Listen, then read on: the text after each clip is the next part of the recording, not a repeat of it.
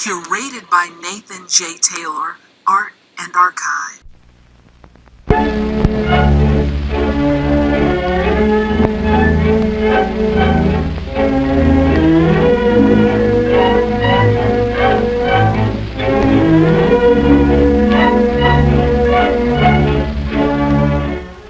Right now, at this very moment, as you watch these light rays striking the magnified eye, similar tiny beams of light are entering your own eyes. And it's by our eyes that we are able to gain a great part of our knowledge. Nature has located the eye close to the brain so that its messages may arrive there quickly. Nature has also provided ample protection for this very delicate organ.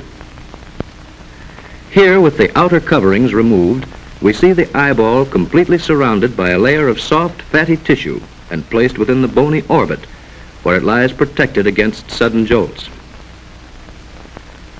Seen from the side, the protected position of the eyeball within its funnel-shaped eye socket is shown still more clearly. Once again, we see the fatty cushion which protects it on all sides. Note this white stalk, which is the optic nerve, and also these muscles which move the eyeball. This is the empty eye socket within the skull, with its bony walls inside and the rim of the bony orbit in front.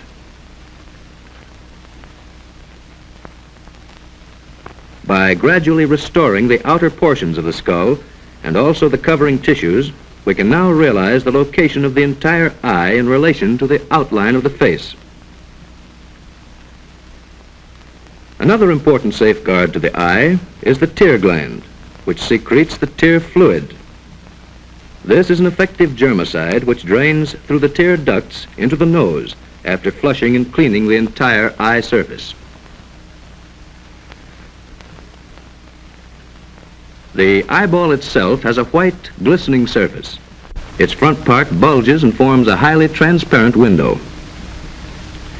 In this sectional view, the capsule of the eyeball is seen to have 3 layers.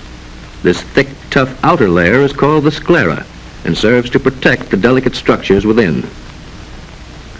This transparent bulging portion is called the cornea. Notice also the crystalline lens, which is one of the main features of the eye mechanism. The second layer is called the choroid.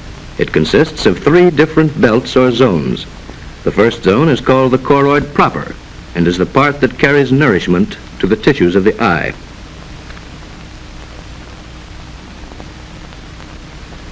The next zone is called the ciliary body.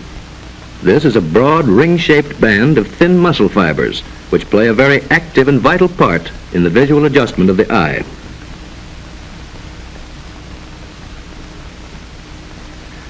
The third zone is the well-known iris, which expands and contracts the pupil much like the diaphragm of a camera. The iris will soon be described in greater detail. Here is an outside view of the entire choroid, which shows the dense network of arteries and veins carrying nourishment to the eyeball. You can also see the shape of the ciliary body and the iris.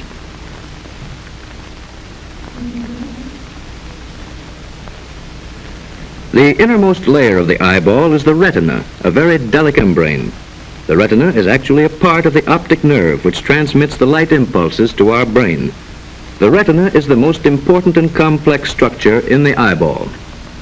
Magnified many hundred times, the retina is seen to consist of this complicated arrangement of rods and cones, which convert light waves into nerve impulses in some manner which even science of today cannot fully explain.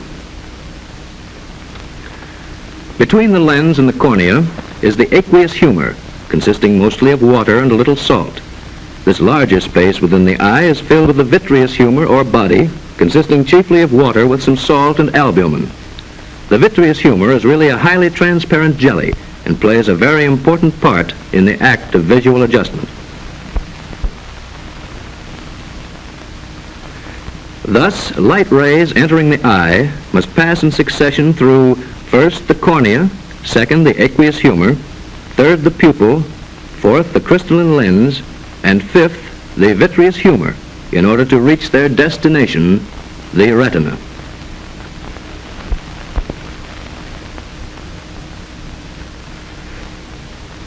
Now, just how do light rays act to form a clear picture within the eye?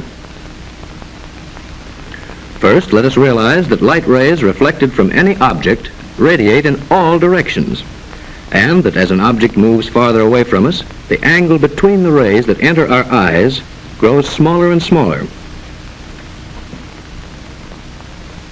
And finally, when the object has reached a distance of 15 feet or more, the rays entering our eyes are practically parallel. Now, nature has provided that parallel rays shall produce a sharp image upon the retina without any effort, and, as one may say, with the eye in a state of complete relaxation. But if a distant object approaches the eye, the angle between entering rays again grows larger. This increasing angle changes the direction of the light rays as they pass through the lens, so that the sharp image falls behind the retina. As a result, the image upon the retina tends to become blurred. This blurring causes a response or reflex within our brain, which brings about harmonious internal adjustments of all parts of the eye. This adjustment is called accommodation. Accommodation restores the sharply focused image with marvelous speed and accuracy. This is all the more remarkable because the distance between lens and retina is fixed, and the lens itself must change its shape. Now compare this with the focal adjustment of a camera. Here the lens remains unchanged, but the film itself is moved until it reaches a sharp focal image. It is also necessary that both our eyes be fixed upon the same point in order that we may see an object clearly. Thus, as an object approaches us from a distance, our eyeballs turn accordingly.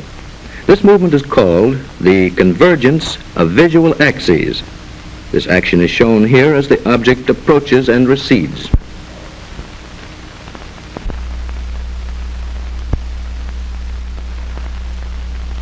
Here, in addition, we see the lenses accommodating their optical shape under the combined influence of blurred image and eyeball movement. And now let us look at this highly enlarged view of the lens itself. It has a soft, yielding body and is as transparent as glass. But it also has a firm, ball-shaped central core or nucleus. It is contained within a thin, elastic membrane and is suspended all around by a spoke-like arrangement of delicate threads or ligaments. The lens itself lies between two liquids. These liquids can exert pressure. All liquids cannot be compressed. You may ask then, how is this soft, pliable body of the lens made to take on the different degrees of convexity necessary for accommodation? In order to explain this, let us again call attention to the important ciliary muscle, which we see here in the diagram. This muscle is shaped like a broad ring which can expand and contract. Whenever it does contract, it must press upon the non-elastic vitreous humor. This liquid is confined within the rigid capsule of the eyeball and must, therefore, exert pressure upon the lens. Now, the lens as a whole cannot give way against the equally non-elastic aqueous humor and its confining cornea. So the only part which can possibly yield to the pressure of the vitreous humor, or body, is the soft substance of the lens.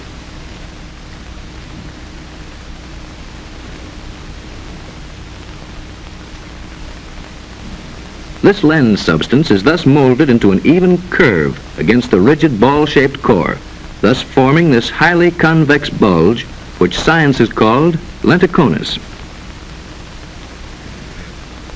So whenever the image upon the retina becomes blurred, the brain automatically causes the ciliary muscle to contract or to relax until the lens has attained just the right shape to restore a sharply defined image upon the retina.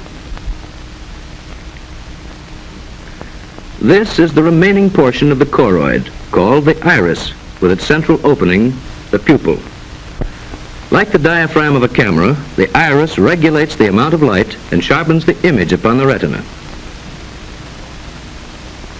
The iris acts automatically, and so is an important link in the process of accommodation.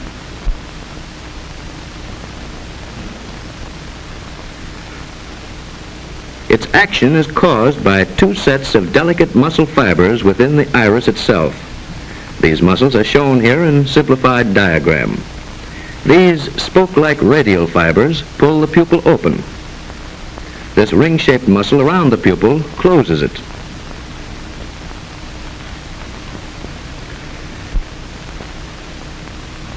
In this side view, we see the opening and closing of the pupil, so that we may more clearly understand another important part played by the iris. Whenever demanded by conditions, the lens acquires this peculiar bulge called lenticonus. This cone-shaped curve at first causes light rays to become distorted into aberrations upon the retina. As a result of these distortions, the pupil now contracts until the diffused rays have been shut away and only a clear image remains upon the retina. These interesting mechanics of the lens are not generally known, and the facts presented here have only recently been accepted by science. It is well for us to know that our eyes are one of our greatest gifts of nature and are indeed worthy of our constant care and protection.